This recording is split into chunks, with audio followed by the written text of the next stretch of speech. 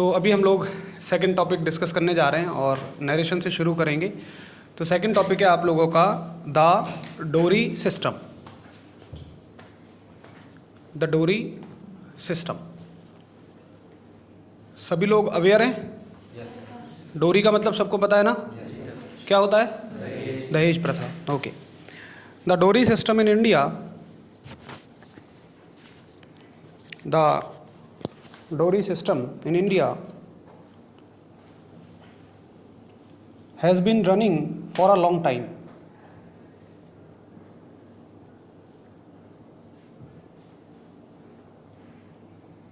It is the money or property that is given during marriage. It is the money or property that is given during marriage to the boy or their family.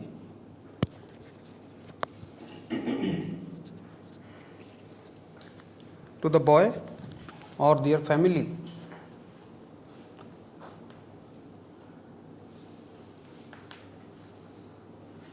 The system of dowry started. The system of dowry started in ancient times during marriage. The system of dowry started in ancient time during marriage.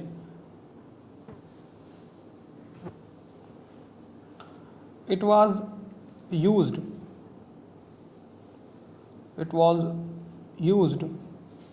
to honor both sides of the family.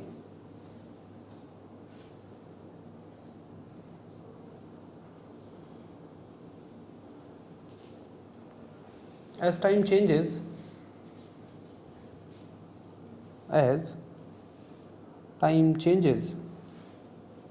dowry still remains in society. Dowry still remains in society, but its significance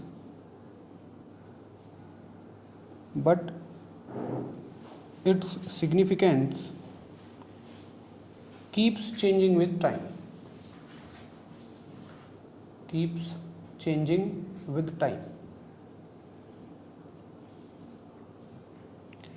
Nowadays,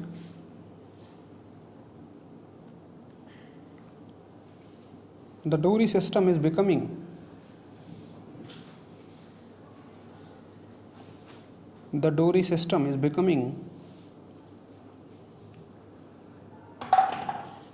like a business for some castes. Like a business for some caste.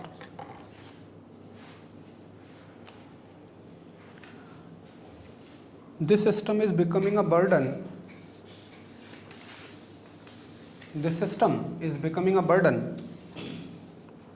For the bride's family.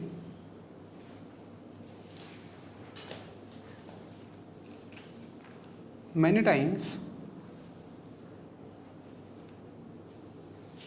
if demand is not fulfilled for the boy's side,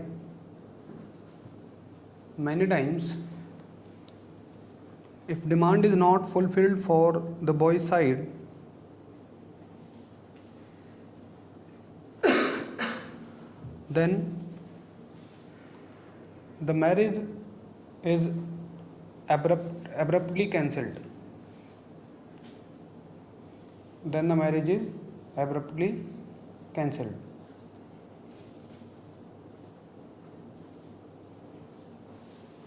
To end this practice,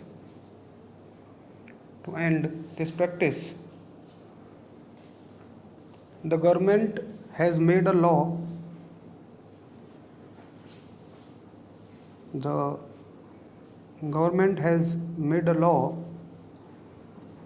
Under the Act of 1961. Made a law under the Act of 1961.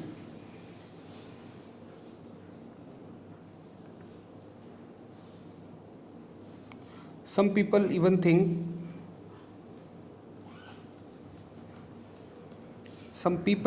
think Dowry is like crime.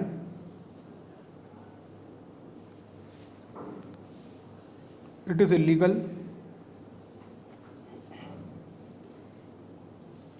and they never ask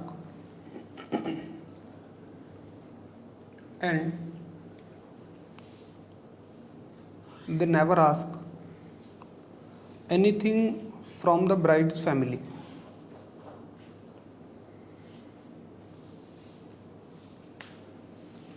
Anything from the bride's family. Start करें? Start.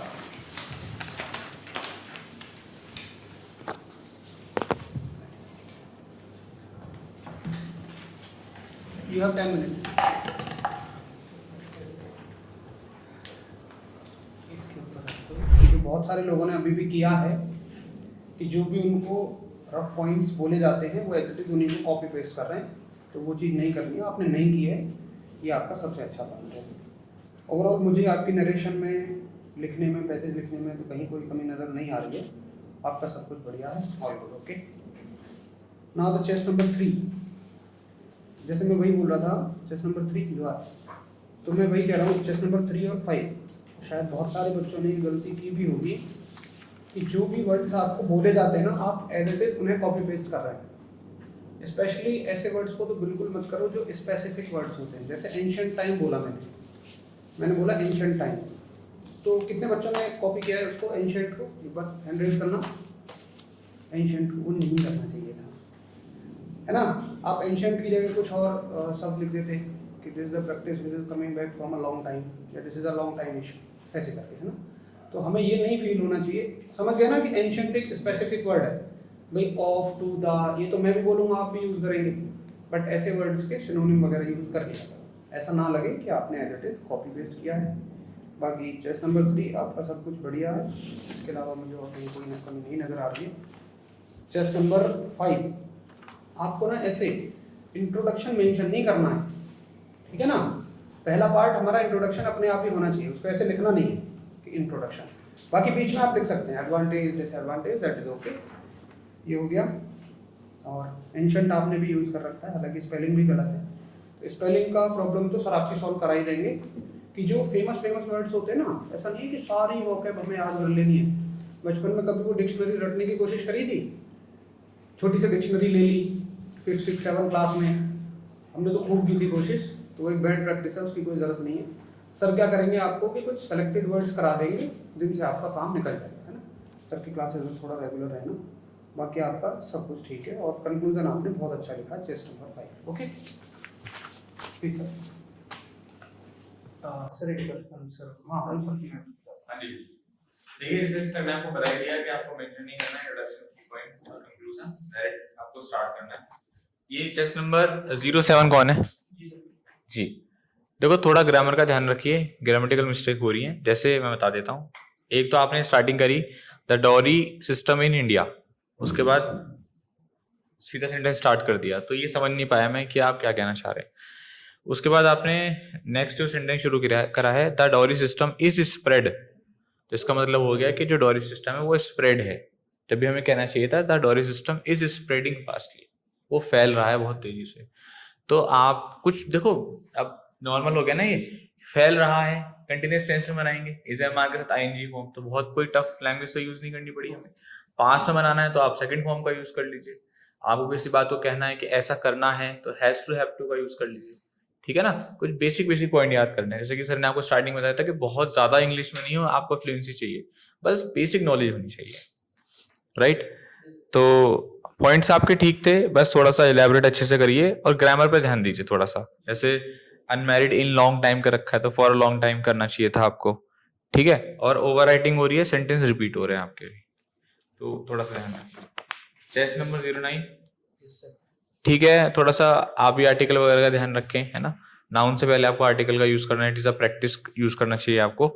और बाकी जो है वही आपकी वो भी mistakes हो रही है ग्रामर वाली।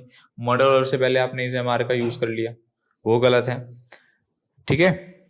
और जैसे आपने यहाँ पर यूज करा in my opinion this dowry system, this dowry system नहीं है ना, डॉयरी सिस्टम आप यूज करिए, कोई पर्टिकुलर डॉयरी सिस्टम नहीं है, डॉयरी सिस्टम आपका उसको यूज करें। In my opinion dowry system should be fully cancelled की जगह पर शुड बी फुल्ली प्रोहाइबिटेड कर देना चाहिए आपको, या बैंड कर देना चाहिए।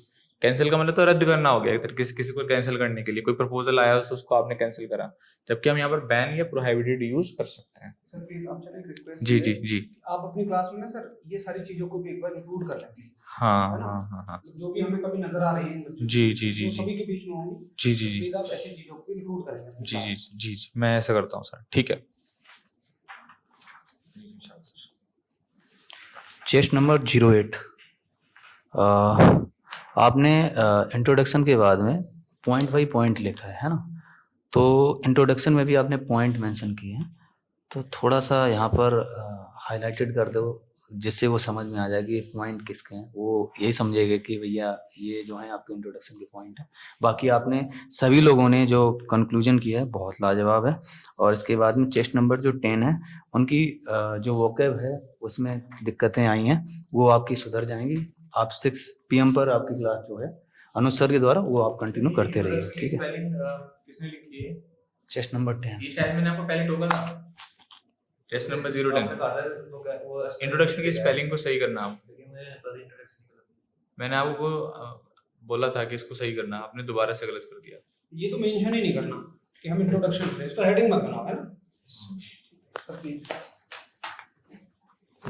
हाँ तो चेस्ट नंबर 1 एक बार तो आप अपनी शीट्स दोनों मैच करो और खुद फर्क देखो कि आपकी कितनी इम्प्रूवमेंट है दोनों में। आपने पिछली बार जैसे बोला था कि भाई पॉइंट वाइज लिखना है, तो वो आपने बहुत अच्छे से लिखा, ठीक है। वैसे हालांकि इसमें कोई गलती नहीं है, सिर्फ और सिर्फ प्रैक्टिस की कमी है। अगर आप थोड़े प्रैक्टिस करोगे, ठीक है, तो आपको फैक्चुअल पोजीशंस के बारे में पता लगेगा और आप बहुत इफेक्टिव कर सकते हो, ठीक है। मेरी तरफ से इसमें अब कोई कमी नहीं है, बहुत अच्छा लिखा आपने। इंट्रोडक्शन अलग है, मेन बॉडी अलग है, कंक्लूजन अलग है। ऐसे ही चेस्ट नंबर 2 बेटा आप भी अपना एक बार थोड़ा सा चेक करिए, ठीक है। आपने भी बेहतरीन लिखा है पिछली बार से, इंट्रोडक्शन अलग है, मेन बॉडी अलग है और कंक्लूजन अलग है। बस एक चीज़ है, पहली बात तो प्रैक्टिस की कमी है जो कि टाइम के साथ ही आती है। दूसरा, आप लास्ट में शायद और भी कुछ लिखना चाह रहे थे, वो आप कंक्लूड नहीं कर पाए, तो टाइम फ्रेम को थोड़ा सा ध्यान करो, ठीक है। वो आपका वो भी फिर वही पॉइंट है कि प्रैक्टिस ही आएगा, तो प्रैक्टिस आप दोनों को ज़रूरत है। प्रैक्टिस करोगे तो नो डाउट आपका बहुत बेहतरीन जाएगा, ठीक है। आप चेस्ट नंबर 11, आप तो लास्ट वाले में थे नहीं, तो जैसे मैंने आपको जाते हुए बताया था, इंट्रोडक्शन, मेन बॉडी और कंक्लूजन, ठीक है। एक जैसे जो भी लिखना है ना आपको, तो एक रिदम में होना चाहिए, ठीक है। Introduction, main body, conclusion. Main body में हम जो है उसका पूरा सार लिखते हैं, पॉजिटिव पॉइंट्स अलग, नेगेटिव पॉइंट्स अलग, उस तरीके से। और किसी भी चीज़ को डायरेक्टली जो है ना, मैं डायरेक्टली लाइन पे नहीं जाऊँगा, ब्लेम गेम नहीं होता है डायरेक्टली कि भाई आप पर्टिकुलर किसी चीज़ को जो है सीधा ब्लेम कर दो कि ये बिल्कुल चीज़ गलत है, ठीक है। फैक्ट्स के साथ होना चाहिए और फैक्ट्स के साथ लिखोगे तो आपका पॉजिटिव जाएगा। बाकी अब धीरे धीरे जैसे आगे प्रोसेस होगा तो आप और अच्छे से समझ पाओगे कि क्या क्या कमी है, ठीक है। ठीक है सर, ओके। आप शीट्स दे दो यार। बाकी इन दोनों का वाकई बहुत बेहतरीन था सर, पहले से बहुत अच्छा। तो इस बार किस किस को ऐसा लगा कि हाँ हम लोग खुद ही पहले से बेहतर लिख पा रहे हैं? शायद सभी को लगा होगा कि पहले से हम लोग खुद बेहतर लिख पा रहे हैं। और मैं फिर से वादा कर रहा हूँ कि अभी जब जीडी शुरू होगा ना, तो पिछली बार की तुलना में आपका जीडी इस बार अच्छा जाएगा, बशर्ते कोई भी उन सारी मिस्टेक्स को दोबारा मत दोहराना जो आपने पहले जीडी में की थी। एक बार याद कर लो कि हर एक टीचर ने आपको क्या क्या आपकी मिस्टेक्स बताई थी, अच्छे से याद कर लो और बस उनको रिमूव कर लेना, आप परफेक्ट बन जाओगे, ठीक है। तो पोजीशन ले लेते हैं, ओके। पोजीशन में आ जाओ सभी भाई। सर 1 से शुरू हो जाए ताकि ये लास्ट में थोड़ा सा हाँ, इधर से इधर से शुरू करेंगे। तो पहले इंट्रोडक्शन रहेगा आप सभी का, स्टार्ट करें। Okay, start. My name is Utkarsh Pandey. I am from Sultanpur, Uttar Pradesh. I have completed my 10th and 12th from TTPS, which is now from Sultanpur. I am pursuing my graduation from art side from KNIPSS. My hobbies are listening music and playing cricket. Today I have discussed about my topic, the dowry system. Dowry system is an illegal and criminal offense that is used by a bride family that is used by a bride family against marriage for a with a groom by a groom family about some property and some money. Thank you. Next. My name is Krishna Sharma. I am from Khurja, located in UP. I have completed my 12th class from UP board, and now I am pursuing diploma in civil engineering from ICISA Polytechnic Khurja. My hobbies are listening the music and reading the book. Now I am telling about the topic. The topic is the Dowry system. The Dowry system has been running in India for a long time. It is the money or property that is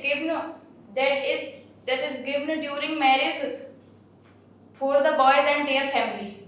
Okay, thank you. Jai Hind everyone, my name is Ajay Dikshit. I am from Etah, Uttar Pradesh. I passed my 12th class from UP board in 2023. Currently, I am doing BSc from Aligarh University. My hobby is playing kabaddi. To discuss the topic about Dowry system. Dowry system is running in India for the ancient time. It is the property which is given in marriage for the by the bride family, and it is illegal. But okay. Good afternoon, everyone. My name is Mohammad Tayyab. I have completed my 12th from CBSE board. I belong from UP.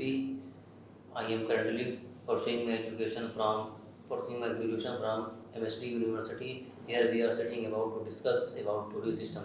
Dowry system is evil disease that is spreading in India from ancient time.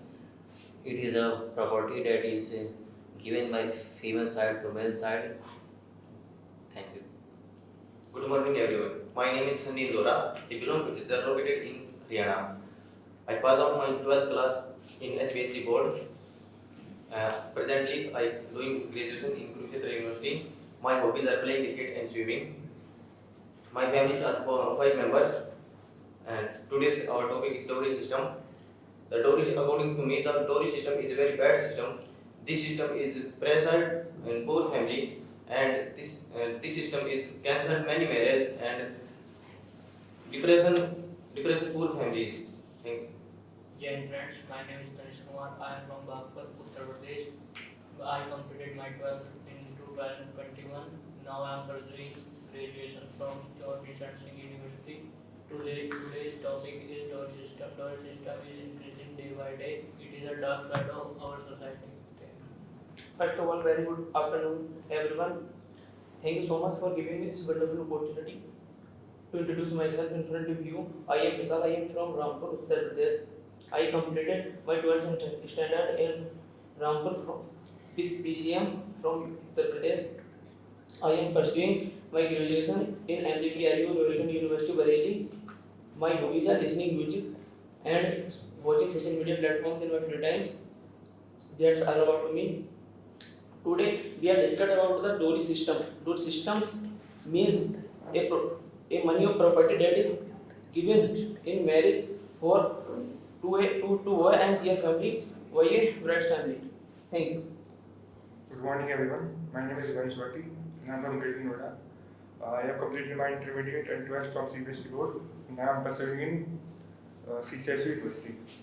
Today I would like to talk about the topic Dowry system. Dowry system is a system in which the property or the money is given by the girl's family to the boy's family during marriage, and it is a legal process in which sometimes it is a burden for the bride's family and sometimes it is a major problem in India for the murders and many crimes. Thank you.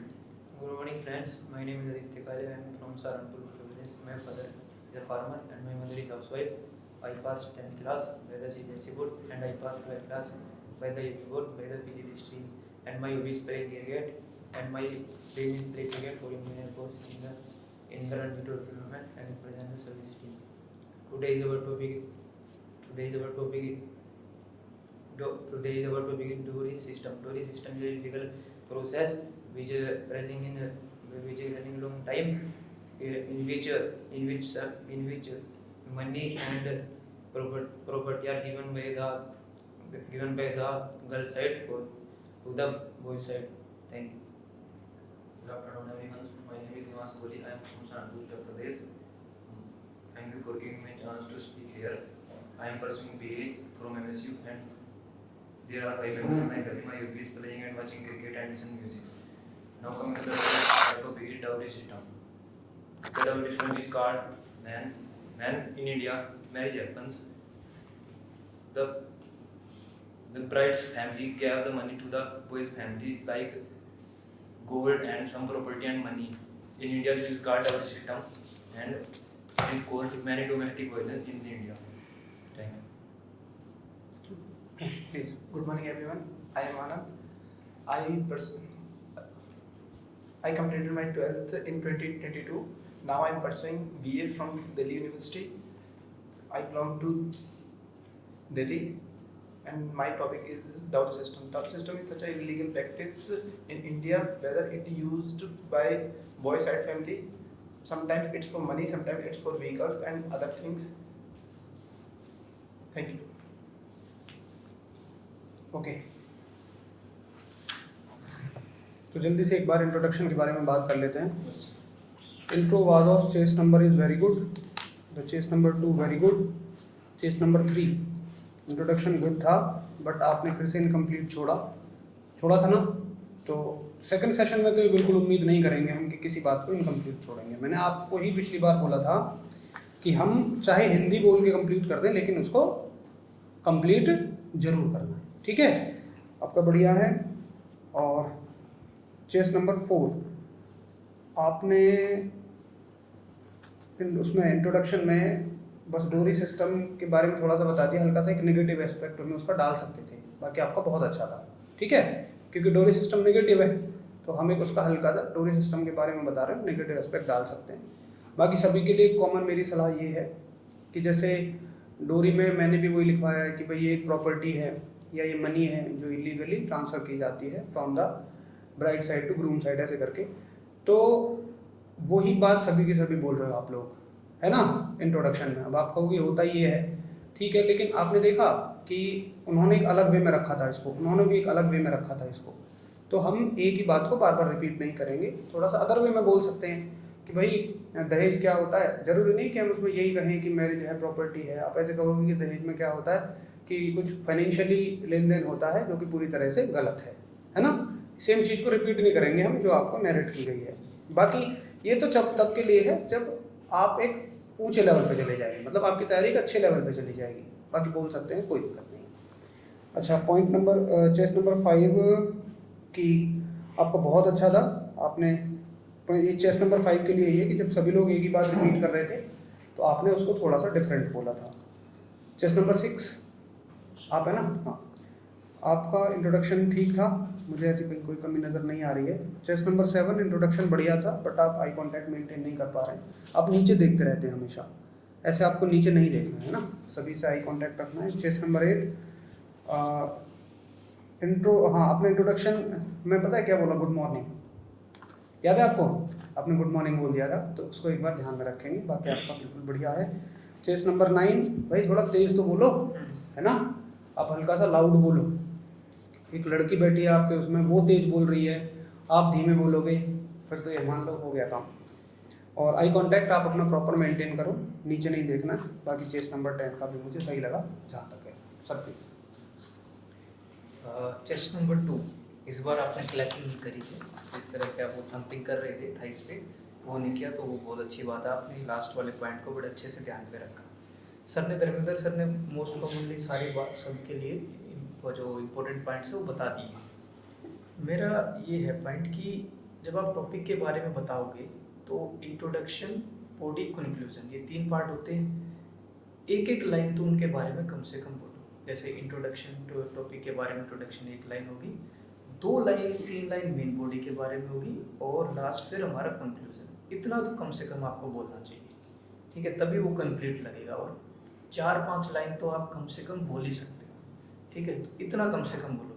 मैं मानता हूँ इस time पे थोड़ा सा जैसे आप सभी के लिए नया है, बिल्कुल शायद आपने पहले प्रैक्टिस नहीं करी, एक्चुअल पोजीशन भी आपके पास नहीं है. तो जैसे अनुज सर और विशाल सर क्लासेस ले रहे हैं, उन क्लासेस के साथ साथ आप शीशे के सामने अपनी प्रैक्टिस ज़रूर किया करो। मतलब एक टॉपिक लिया खुद से ही, उसके ऊपर कुछ पॉइंट्स लिखे, शीशे के सामने, जैसे सामने है एक यहाँ पे पॉइंट लगा लिया, एक यहाँ पे पॉइंट लगा लिया, तो इस तरीके से फेस करते हो तीनों के ऊपर आप जो है मतलब अपना हेड मूवमेंट भी आप देख सको कि सभी से काम बात कर रहे हो, इस तरीके से प्रैक्टिस करो घर पे। मतलब बाद में आपको इस तरह से प्रैक्टिस करनी है तो वो बहुत फ़ायदा करेगा। तो इंट्रोडक्शन, मेन बॉडी, कंक्लूजन, एक लाइन इंट्रोडक्शन की कम से कम बोलनी है, एक लाइन कंक्लूजन की, 2 से 3 लाइन मेन बॉडी की। नेक्स्ट टाइम जब हमारा जीडी होगा तो मैं उम्मीद करूँगा कि आप इतना तो कम से कम टॉपिक के बारे में बोलोगे। पहले से तो बेहतर है, लेकिन अगली बार इससे बेहतर होना चाहिए। ठीक है, प्लीज सर। हाँ, मेरा भी कॉमन मुझे जो चीज़ नज़र आई मोस्टली सभी के साथ कि आई कांटेक्ट जो है वो सब लोग नहीं मेंटेन कर पा रहे हैं बिल्कुल भी। जैसे आपका पिच वही था, लो था, है ना, आपने देखा इस चीज़ को, आप कुछ चेंज करने की कोशिश करी आपने इस बार? नहीं करी।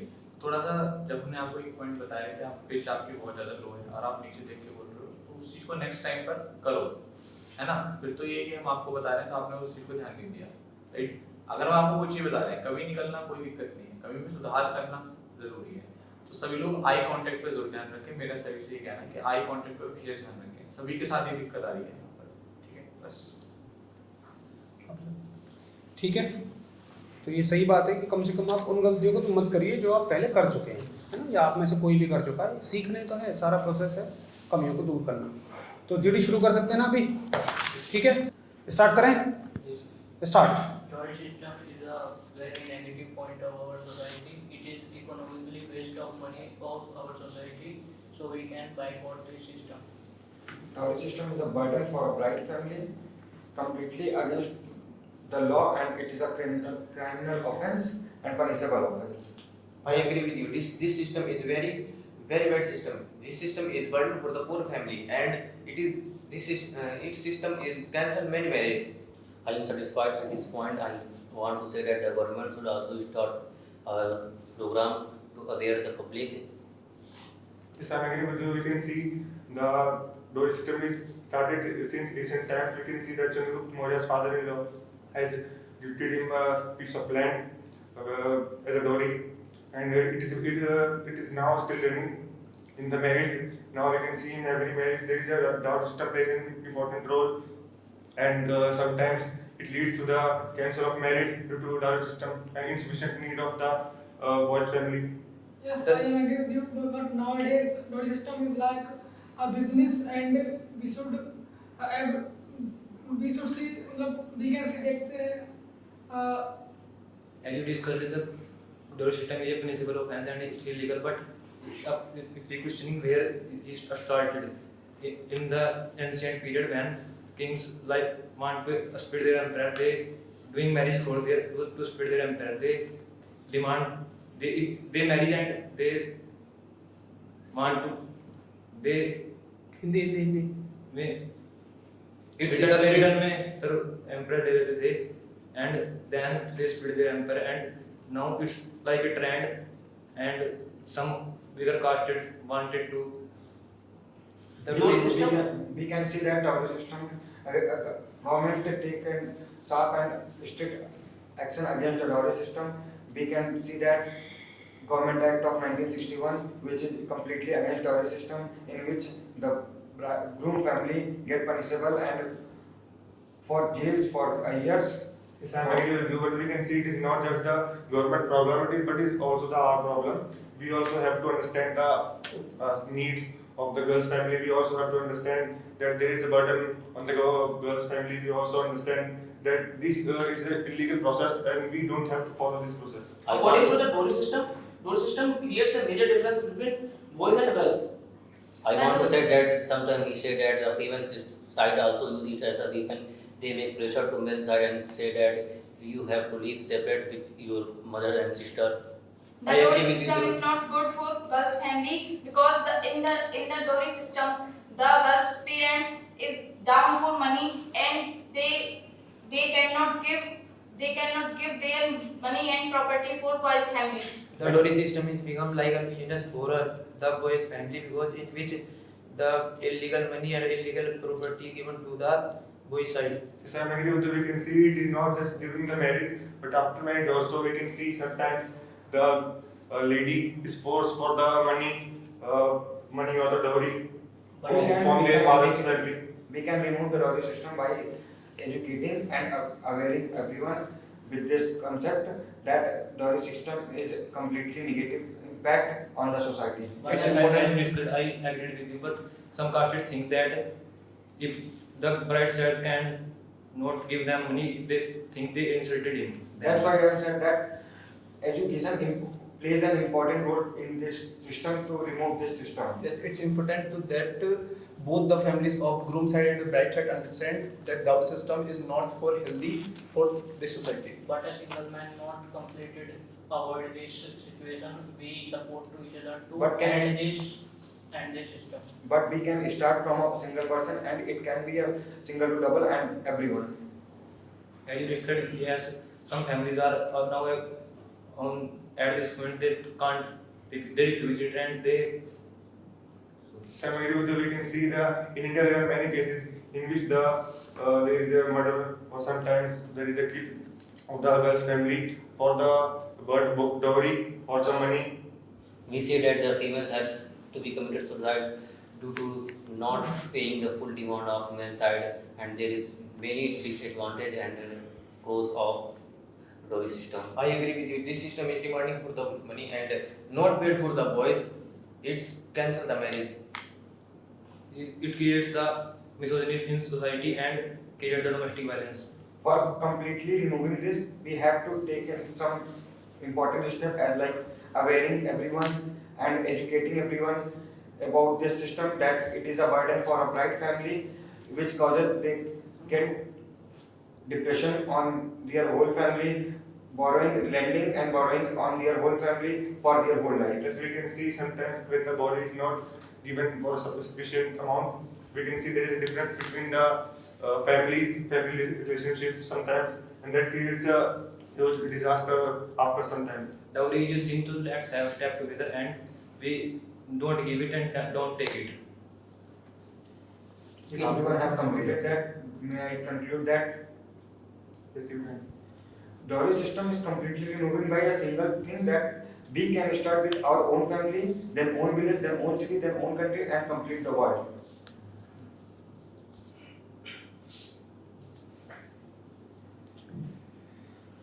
Good.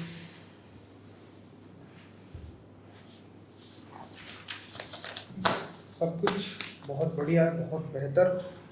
थोड़ी सी ड्यूरेशन कम है। लगा आप सभी को कि पिछली बार से भी कम चला है ना? यस।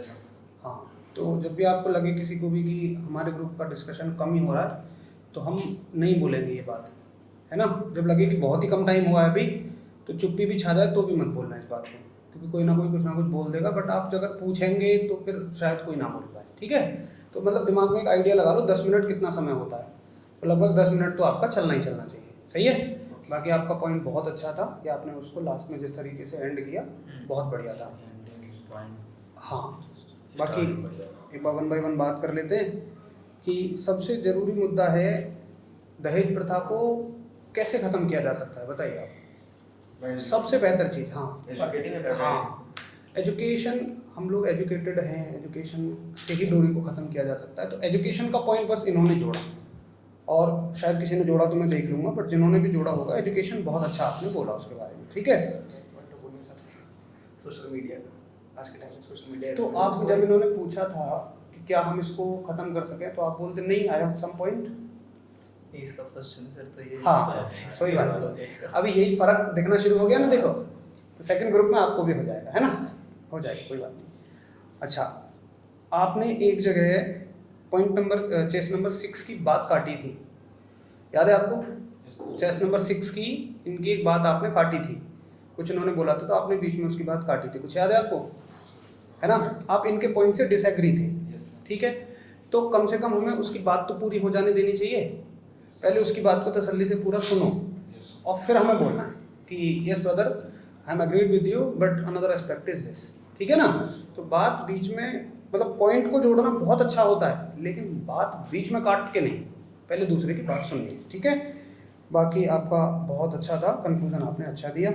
और भाई चेस नंबर 2 आपने इस बार एक बार बोला बस। कनेक्ट ही नहीं हो पा रहे थे, सारे वर्ड हिंदी में ही आ रहे थे माइंड में, वो फिर बोलने की कोई नहीं। बताओ जैसे कौन से शब्द थे आपके माइंड में? सर यही वो एजुकेशन वाले जो थे, तो एजुकेशन तो खुद इंग्लिश है ना, सेंटेंस नहीं बन पा रहा था सर, वो इंग्लिश में कन्वर्ट नहीं हो पा रहा था एक तरह से सेंटेंस बोलने के लिए।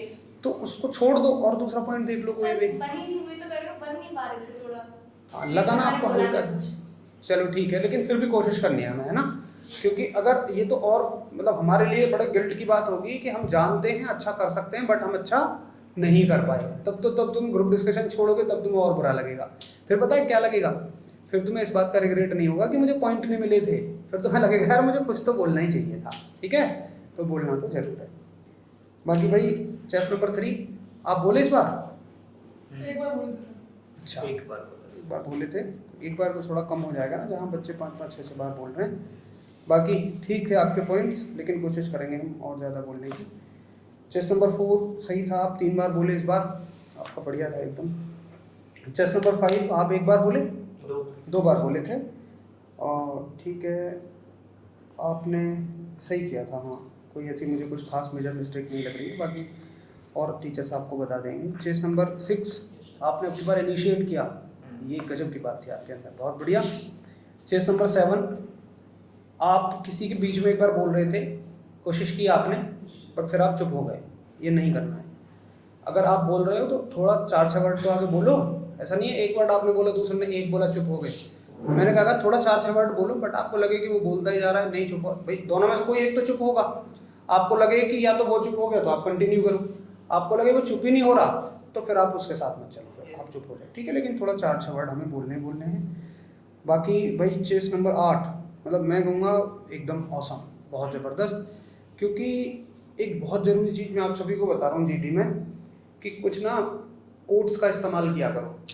कोट्स भी आपको ज़रूर ऐड करने हैं। जैसे आप कह सकते थे कि विद्या ददाति विनयम, कि भाई विद्या से हमें विनय मिलती है और विद्या से हमें बहुत सारे गुण भी मिलते हैं। जैसे उन्होंने एग्जाम्पल दिया चंद्रगुप्त मौर्य का, है ना, तो ऐसी चीज़ों को जोड़ना है हमें, नहीं तो फिर रिपीटेटिवली चीज़ें हो जाती हैं। तो कुछ कोट्स भी आप याद कर लेना। ये जिम्मेदारी मैं देता हूँ विशाल सर को। विशाल सर प्लीज़ आप जो इनकी क्लास चलती है ना, उसमें सारे आपको कोट्स बता देंगे कि कौन सा कोट्स आप कौन से पैसेज में यूज़ कर सकते हैं, ठीक है सर। और बढ़िया था आपने।